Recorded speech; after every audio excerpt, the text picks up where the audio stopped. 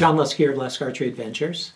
Serious testing, successful hunting. I've got a cool broadhead to test out here today. It's really unique in many ways. It's the Auto Lock Generation 3 X-Cut. Thanks to a buddy of mine, Kevin, who sent me a pack of these, I'm able to put them to the test using all the test protocol for 2022. And for a detailed description about that, as well as how this had scored in each of the tests, check that out in the description right below this video. If you're on a mobile phone, you just click on the title of the video right below where you're watching, and then the description will come up. And for all of my tests, I'm using my Bowtech SR6, set at 72 pounds, 27-inch draw. I'm using a Bishop FOC King arrows for most of the shots, but then for the really hard impact ones, I'm using the Bishop Fat Eliminators because they're just super durable. So let's zoom on in here and check out this broadhead and then put it to the test. Here's a good look at the Auto Lock X-Cut. And if you're not familiar with the Auto Lock, and I wasn't, it's basically this two-blade mechanical, rear deploying mechanical, but now they have this cross-cut added, which is like a fixed blade bleeder, like a hybrid head.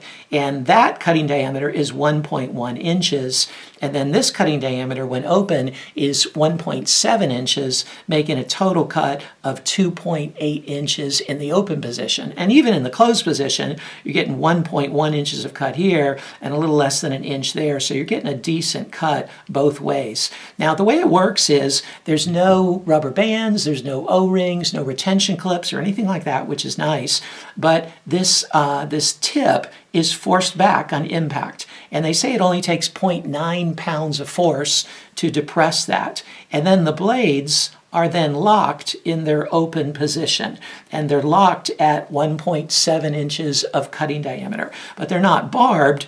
To release them, you just bend them back this way, and then they can release and be back in their closed position like that. Okay, so pretty cool design. I'm really eager to test it out and see how it performs. Oh, the materials. So it's got an aluminum ferrule. It's got several set screws holding those blades in place, and you see the ring, the spring, and then you've got the stainless steel tip.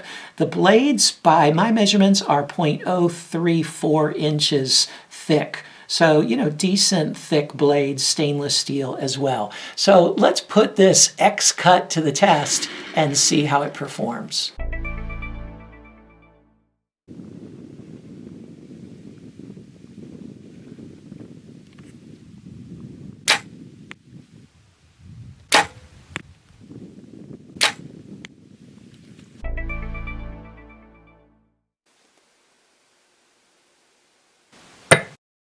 $375.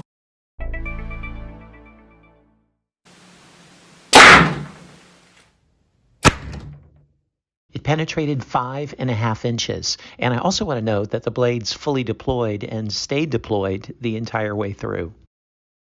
And check out the entrance hole. Man, these blades deployed really well.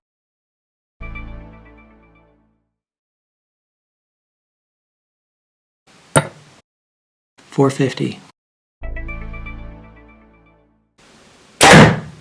It penetrated through 42 layers, and I will notice that the last inch is just that long, thin tip that penetrated, not the blades themselves.